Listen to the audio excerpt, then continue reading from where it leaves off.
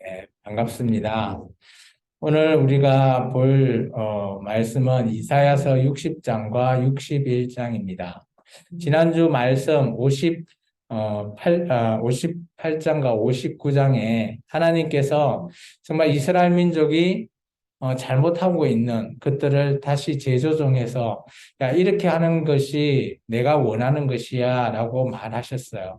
그리고 그들이 왜 죄악에서 계속 빠질 수밖에 없는지에 대해서 말씀하셨습니다. 그러면서 오늘 하나님께서 그런 이스라엘 백성들, 지금 바벨론 포로로 한참 힘들어할 때 그들을 어때요? 이제 일어나라. 오늘 내가 너에게 빛을 발할 수 있게 내가 해주겠다. 내가 너희 위에 오늘 빛에 이르고 또 내가 너희 위에 임해주겠다라고 말씀하십니다. 여기서 너라고 하는 말은 우리가 오늘 60장에는 이 말이 많이 나오죠. 지시대명사인데요. 이 너 그리고 내라고 하는 이 말은 예루살렘을 가리킵니다. 우리 14절에 봐보시면 14절의 하반절에 보면 너를 일컬어 여호와의 성읍이라 이스라엘의 거룩한 이의 시온이라 하리라. 시온 하나님의 거룩한 성읍에서 예루살렘을 가리킵니다. 물론 여기가 이스라엘 민족, 뭐 백성 이렇게 생각하는 사람도 있겠지만 그렇지 않다라는 거죠. 여기서는 예루살렘이 회복되기를 원하시는 하나님의 간절한 소망이 담겨 있습니다. 예루살렘이라고 하면 구약에서는 어떻게 보면 하나님이 진정한 뜻을 담고 있는 성읍을 가리키고요. 그 성읍을 시온이라고 얘기하죠. 그곳에 있는 산을 시온산이라고 지칭하였습니다. 그만큼 하나님께서는 이 예루살렘이라 하는 도시를 어떻게 보면 인격화, 형상화를 시켜서 사람과 같이 마치 하나님의 아내 같은 그런 표현을 사용하고 있는 거예요. 도시지만 사람으로 오늘 표현을 하고 있는 것이 60장의 내용이죠. 오늘 60장의 내용은 예루살렘을 하나님께서 회복시키시겠다라고 말씀하십니다. 왜 그럴까요? 지금 예루살렘은 황폐해 있습니다. 바벨론에 의해서 멸망당하고 거의 70년이라고 하는 시간이 지나가고 있는 그 시점에서 예루살렘은 어떻게 보면 황폐해지고 성이 무너져 있고 그러다 보니까 하나님께서 이 예루살렘을 다시 회복시켜서 나의 백성이 그곳에서 살게 하는 오늘 바벨론 포로를 생활하고 있는 그 남은 자를 통해서 하나님의 뜻이 계속 이어져 나가기를 원하는 하나님의 어떻게 보면 기대, 소망이 담겨 있는 것이 바로 예루살렘입니다. 오늘 말씀에서 보시면 그죠? 일어나라 빛을 발하라. 이는 내 빛이 이르렀고 여호와 영광이 내 위에 임하였습니다. 여기 빛이 이르렀다. 이 이르렀더라의 원어를 살펴보면 온다라는 겁니다. 빛이 왔다라는 거죠. 이것은 어떻게 보면 빛이라는 존재가 나에게 왔다. 하나님이 나에게 왔다. 오늘 이 1절의 말씀은 예루살렘에 하나님께서 빛이 하고 그곳에 하나님의 영광이 머물러 있겠다라고 하는 어떻게 보면 하나님의 간절한 그죠? 기대감, 소망감이 담겨져 있죠. 2절의 말씀을 보시면 보라 어두움이 땅을 덮을 것이며 캄캄함이 만민을 가렸다. 이게 과거형으로 되어 있거든요. 이게 지금 예루살렘은 어둡고 캄캄하다라는 것을 말하고 있죠. 그러다 보니까 이것이 어떻게 보면 한 두 가지 정도의 비교가 됩니다. 첫 번째는 출애굽할 때 이 이스라엘 민족이 나오기 전에 바로에게 10가지 재앙 중 9번째 흑암 재앙을 떠올리기도 하고요. 아니면 나중에 종말 때 그죠? 해와 달이 캄캄해지는 그런 요한계시록에 보면 그런 장면이 나오거든요. 그런 장면을 떠올리기도 합니다. 어쨌든 간에 하나님께서는 그렇게 캄캄한 곳에서 하나님이 영광이 이 예루살렘에 임하겠다라는 겁니다. 그러면서 3절에 보시면 많은 나라들 그리고 왕들이 어때요? 너 예루살렘이 빛을 내는 그 빛으로 그리고 강명으로 나오겠다라는 거죠. 그러면 예루살렘을 비롯한 이웃 나라들이 이제 예루살렘에 다시 모이게 되는 그 날을 하나님께서 꿈꾸신다라는 겁니다. 우리가 이 말씀을 좀 떠올려 보면 우리가 출애굽기 19장 말씀을 좀 연상해야 되는 거죠. 하나님께서 소원하시는 게 출애굽기 19장 5절과 6절의 말씀이죠. 그죠? 하나님의 소원은 이깁니다. 이 이스라엘 내 백성이 오늘 나와 함께해서 나의 소유가 되고 제사장의 나라가 되고 거룩한 백성이 좀 되어 달라라고 하는 게 하나님의 진정한 소원이죠. 그 중에 두 번째, 제사장의 나라라는 것은 그죠? 예수를 믿지 하나님을 알지 못하는 그런 자들이 하나님과 함께 이어주는 역할을 해주는 제사장. 오늘날 교회 같으면 교회와 그죠? 교회가 세상에 믿지 않는 자들과 하나님을 이어주는 역할을 하는 그런 관계를 우리가 연상해 보면 됩니다. 그렇기 때문에 이스라엘 민족이 어떻게 보면 오늘날 교회가 존재할 수 있는 그런 관계와 만약 이게 비슷하죠.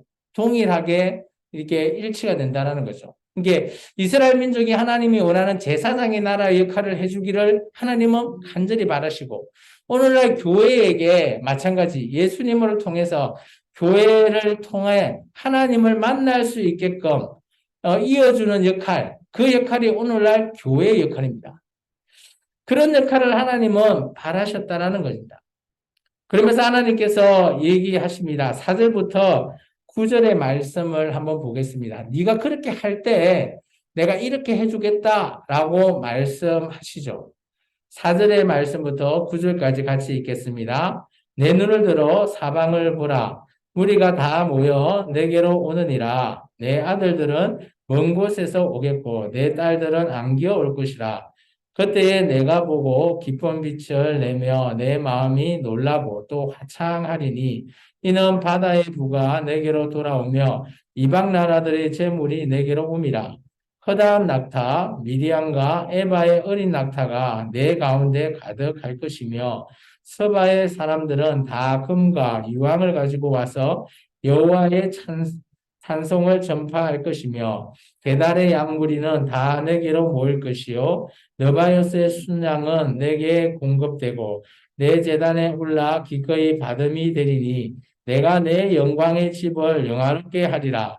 저 구름같이 비둘기들이 그 보금자리로 날아가는 것 같이 날아오는 자들이 누구냐?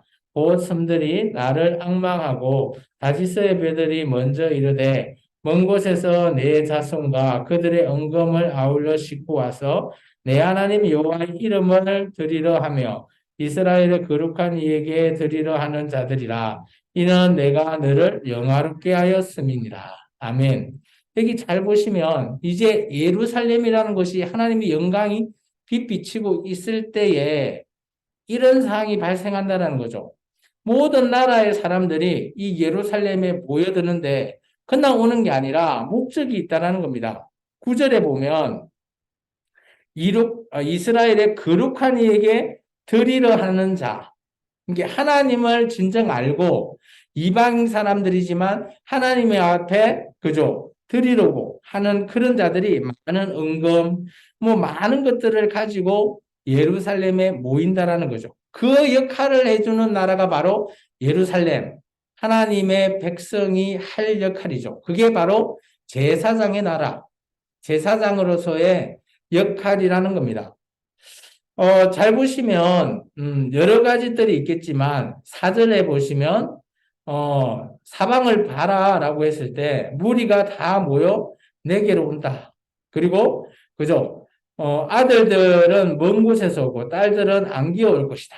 그렇다면, 흩어져 있는, 이게 지금 예루살렘에 있는 사람들은, 그래서 하나님의 백성들이 다 전쟁에 멸망당하고 다 흩어져 버렸는데, 그런 흩어진 백성이 다시 예루살렘에 오게 될 것이다 라고 말하는 거예요. 1차적인 의미는 바벨론 포로들이 귀환해서 예루살렘에 정착해서 그때 하나님의 제사장의 나라의 역할을 해줄 것을 아마 이 말씀으로 당부하기도 합니다. 그런데 우리가 역사적으로 보면 우리가 말라기까지 봤을 때, 그죠? 이 말씀대로 이루어졌나요? 노력은 했지만 제대로 성취되지는 못했다라고 보여집니다. 그래서 이것이 저는 나중에 오늘날 교회가 이 역할을 맡고 있지 않나라고 보여집니다. 우리 교회가 그죠 이방인의 구원까지도 이 교회가 예수님을 통해서 허락을 받았기 때문에 오늘 교회의 역할, 이 역할이 어떻게 보면 제사장의 나라의 역할을 하는 거잖아요. 세상에 예수님 믿지 않고 하나님을 알지 못하는 자들에게 오늘날 교회가 그 역할을 해주기를 바라는 저는 그런 의미로서 우리에게 적용하면 지금 우리 생명나무교회가 그 역할을 해야 되지 않나라고 보여집니다. 이처럼 많은 자들이 와서 하나님께 이 당시는 제사를 드리러 가는 거거든요. 제사를 드려서 구원을 받기를 원하고 그렇다면 오늘 우리에게 적용하면 세상 많은 사람이 교회에 나와서 하나님 앞에 예배로서 영광을 드리는 그런 장면이 그대로 연상된다라는 거죠. 이게 어떻게 보면 이 당시에 바벨론 포로 귀한 자들이 하나님의 이 제 역할을 했다면 아마 오늘날 교회가 없을 수도 있을 거라고 봅니다. 그들이 제대로 역할을 하지 못했기 때문에 아마 그 역할이 오늘날 교회에게 넘어오지 않았나라고 보여집니다. 바울은 로마서에 이렇게 얘기하죠. 이방인의 수가 다 찰 때까지. 그 이후에야 이제 여기는 말하는 하나님의 백성, 이스라엘 백성 유대인의 그 의무가 다시 시행되는 거죠. 이게 이방인의 수가 찬 이후에 유대인에게도 구원을 허락이 됐기 때문에 그런 의미로 바울의 의미로 본다면 오늘 이 제2 이사야 때의 성취의 말씀이 아마 성취되지 않았고 교회에게 그 모든 말씀이 넘어오고 이제 교회가 그 역할을 지금 하고 있는 겁니다. 그리고 이 교회의 역할이 또 끝날 때쯤 이제 아마 다시 하나님의 백성이 유대인들에게 다시 한번 마지막 구원의 그 역할이 이루어질 거라고 보여집니다. 그래서 오늘날 교회가 이 60장의 말씀은 어떻게 보면 바벨론 포로 귀환을 준비하는 자들에게 준 말씀이지만 오늘날 교회에게도 그대로 포함이 적용해 볼 수 있다라고 저는 생각되어집니다. 오늘 10절부터 말씀을 보면 이 이사야서 말씀이 제1 이사야와 2 이사야를 제가 나눴잖아요. 1장부터 39장까지 1 이사야, 히스기야 왕 때, 그리고 40장부터 66장을 제2 이사야라고 해서 이거는 바벨론 포로 기한 전이라고 제가 설명을 드렸잖아요. 그거에 근거가 되는 말씀이 바로 10절의 말씀이죠. 우리 10절부터 14절까지 한번 읽어보겠습니다. 내가 노하여 너를 쳤으나 이제는 나의 은혜로 너를 불쌍히 여겼은즉 이방인들은 이 내 성벽을 쌓을 것이요 그들의 왕들이 너를 섬길 것이며 내 성문이 항상 열려 주야로 닫히지 아니하리니 이는 사람들이 내게로 이방 나라들의 재물을 가져오며 그들의 왕들을 포로로 이끌어옵니다. 너를 섬기지 아니하는 백성과 나라는 파멸하리니 그 백성들은 반드시 진멸되리라. 레바논의 영광 곧 잣나무와 소나무와 황량목이 함께 내게 이르러 내 거룩한 곳을 아름답게 할 것이며 내가 나의 발 둘 곳을 영화롭게 할 것이라. 너를 괴롭히는 자의 사손의 몸을 굽혀 내게 나오며 너를 멸시하던 모든 자의 내 발 아래 엎드려 너를 이끌어 여호와의 성읍이라 이스라엘의 거룩한 이의 시온이라 하리라. 그 10절에 보면 내가 이전에 노에서 너를 쳤으나 라고 나오죠. 그렇다면 이 제2 이사야 때 하나님께서 쳤다라고 하면 이것은 시기적으로 맞지 않다라는 거죠. 이게 히스기야 왕 때라면. 우리가 1장에서 39장은 히스기야 왕 때, 그때는 바벨론에 의해서 멸망당하기 전이거든요. 그것을 떠올려 보면 오늘 이 60장의 말씀은 전혀 다른 시점이라는 거죠. 그래서 이것이 과거 BC 587년 그때의 제2 이사야의 후기설로 이렇게 저장 연도가 근거가 되는 말씀이라는 거죠. 그래서 우리가 이사야를 1 이사야, 2 이사야로 나눴다라는 걸 볼 수 있습니다. 그래서 하나님께서는 이전에 그죠 시드기야 왕 때 바벨론에 멸망당하는 586년 그때를 기점으로 해서 하나님께서 그때는 내가 노했다. 그런데 이제는 내가 너를 은혜로 너를 다시 한 번 더 나가 너와 함께 하겠다라는 겁니다. 그러면서 11절부터 14절은 그런 하나님의 꿈꾸는 그런 예루살렘, 그런 영광을 표시하고 있다라는 것을 보면 좋습니다. 13절에 보면 나의 발둘 곳을 영화롭게 한다. 발둘 곳, 그가 어딘가 하면 성전을 가리키는 거거든요. 그러면 하나님이 성전이 다시 한 번 더 세워지게 될 그곳. 그러면 바벨론 1차 포로 귀환 자들이 세웠던 스룹바벨 성전일 수도 있고요. 그런데 여기 말씀을 좀 자세히 보면 남들이 너희를 괴롭히지 않겠다라고 하거든요. 근데 잘 생각해 보면 역사적으로 스룹바벨 성전 이후에도 이스라엘 민족은 많은 침략을 당하고 좀 힘들어했다라는 거죠. 자, 그런 부분들이 있기 때문에 이 부분이 아마 그때인가라고 했을 때는 좀 물음표가 던져질 수 있습니다. 그래서 이때는 아마 성취되지 않은 것들이 더 많은 그런 것을 볼 수 있고요. 우리가 15절부터 보면 그 이후에 이루어지는 이게 언제인지는 모르겠지만 예루살렘이라는 것이 성취될 그때를 가르친다라는 거죠. 우리가 한번 읽어보겠습니다. 15절부터 끝절입니다. 전에는 내가 버림을 당하며 미움을 당하였으므로 내게로 가는 자가 없었으나 이제는 내가 너를 영원한 아름다움과 대대의 기쁨이 되게 하리니. 여기 이제 전에라는 것은 과거잖아요. 그래서 아까 10절에 얘기했던 그 내용과 일맥상통하는 시점이라고 보시면 됩니다. 16절입니다. 내가 이방 나라들의 젖을 빨며 무당의 젖을 빨고 나 여호와는 내 구원자, 내 구속자, 야곱의 전능자인 줄 알리라. 내가 금을 가지고 놋을 대신하며 은을 가지고 철을 대신하며 놋으로 나무를 대신하며 철로 돌을 대신하며 화평을 세워 간원으로 삼으며 공의를 세워 감독으로 삼으리니 다시는 강판일이 내 땅에 들리지 않을 것이요 황폐와 파멸이 내 국경 안에 다시 없을 것이며 내가 내 성벽을 구원하리라. 내 성문을 찬송이라 부를 것이라. 다시는 낮에 해가 내 빛이 되지 아니하며 달도 내게 빛을 비추지 아니할 것이요 오직 여호와가 내게 영원한 빛이 되며 내 하나님이 내 영광이 되리니 다시는 내 해가 지지 아니하며 내 해와 내 달이 물러가지 아니할 것은 여호와가 내 영원한 빛이 되고 내 슬픔의 날이 끝날 것임이라.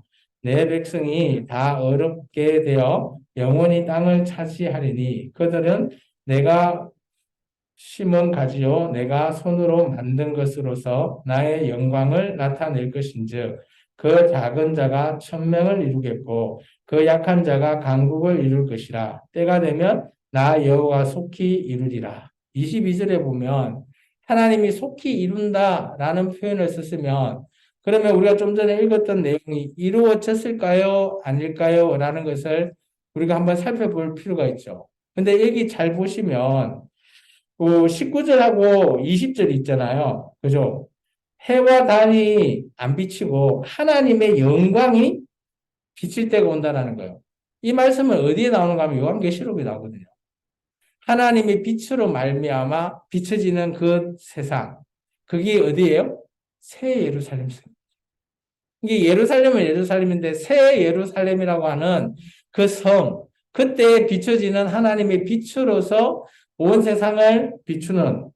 그러니까 19절 내용을 보면 이것은 이 땅에서는 아직 성취되지 않았다라고 볼 수도 있다라는 거예요.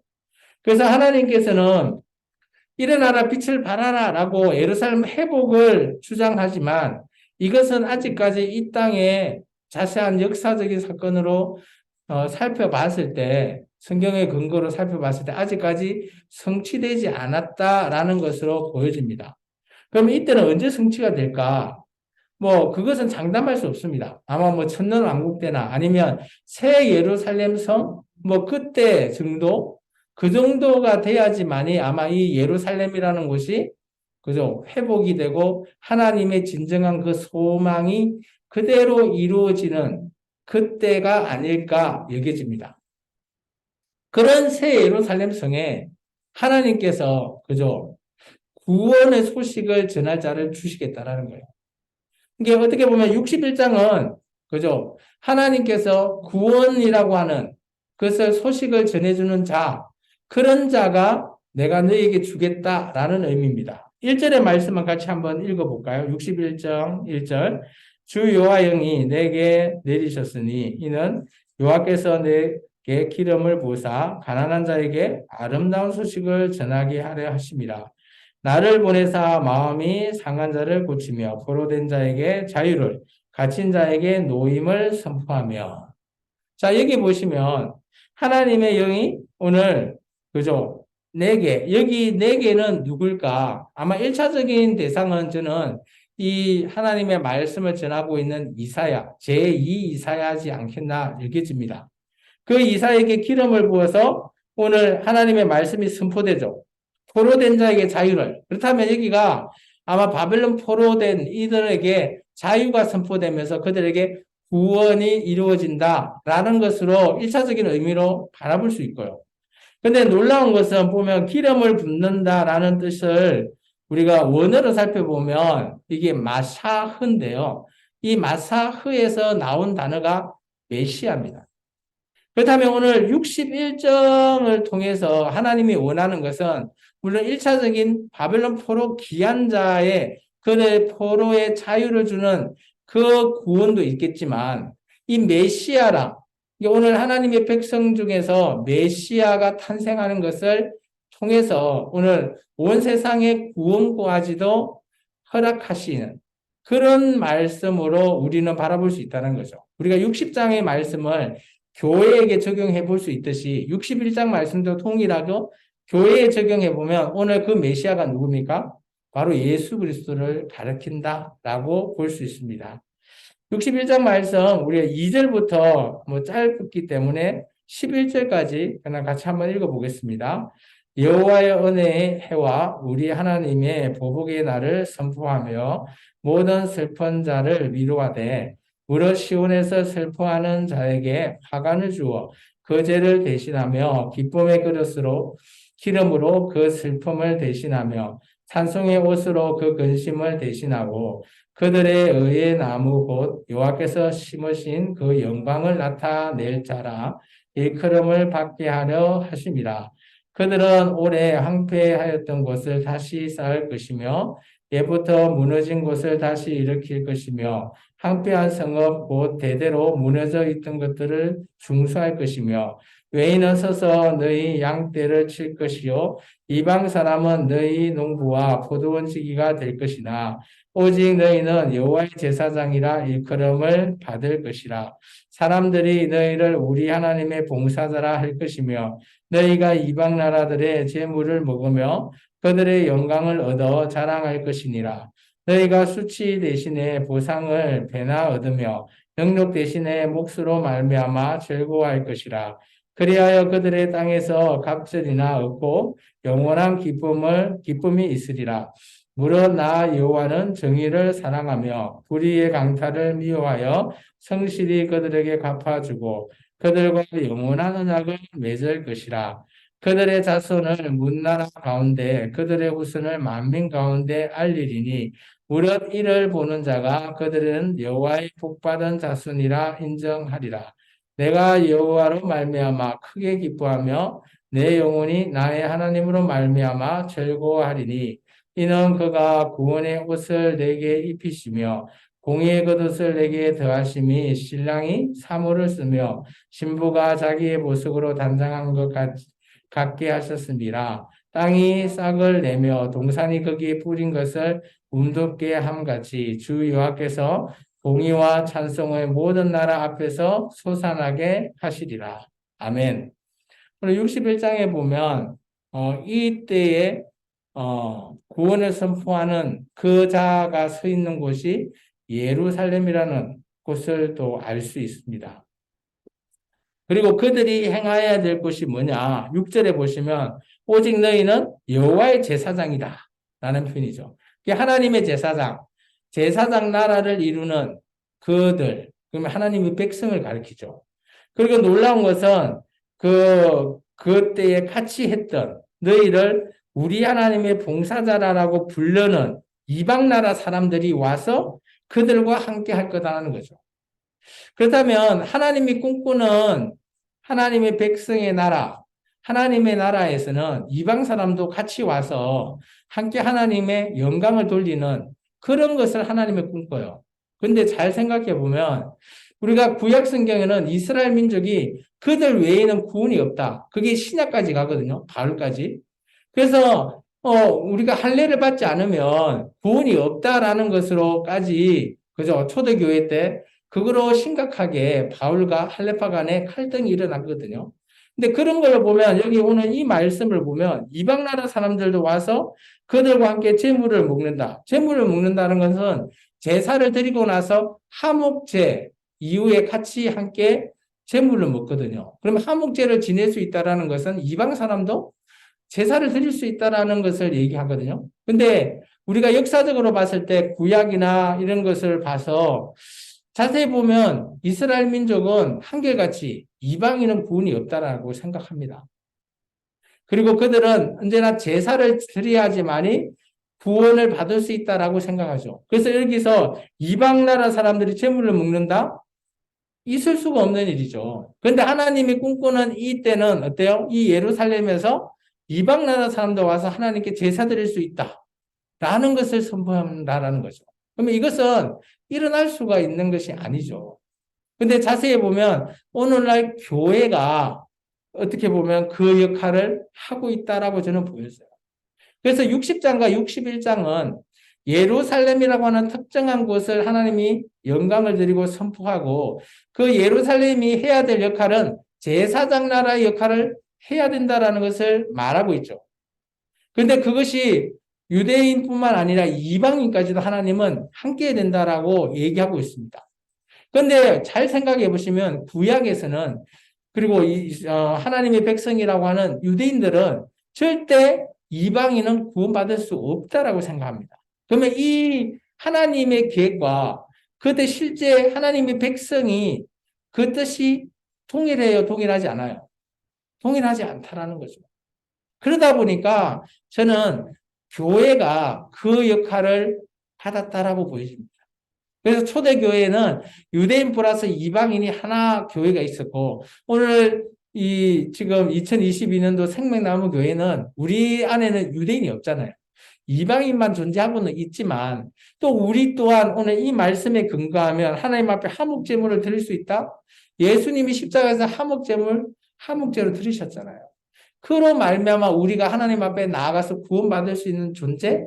그것과 또 일맥상통한다라는 거예요. 그래서 60장과 61장은 이전에 1차적인 의미로는 것은 예루살렘과 이스라엘 민족을 얘기하고 있지만 오늘 좀 더 나아가서 현재 우리 교회, 이방인의 교회, 이방인 플러스 유대인의 교회가 성취해야 될 그 역할, 제사장의 나라의 역할을 이전에 이스라엘 나라라는 것에서 이제 교회로 이 역할이 넘어왔다라고 보여진다는 거예요. 그래서 60장과 61장은 오늘 하나님의 역할을 이제는 교회가 하고 있다라고 보여진다는 겁니다.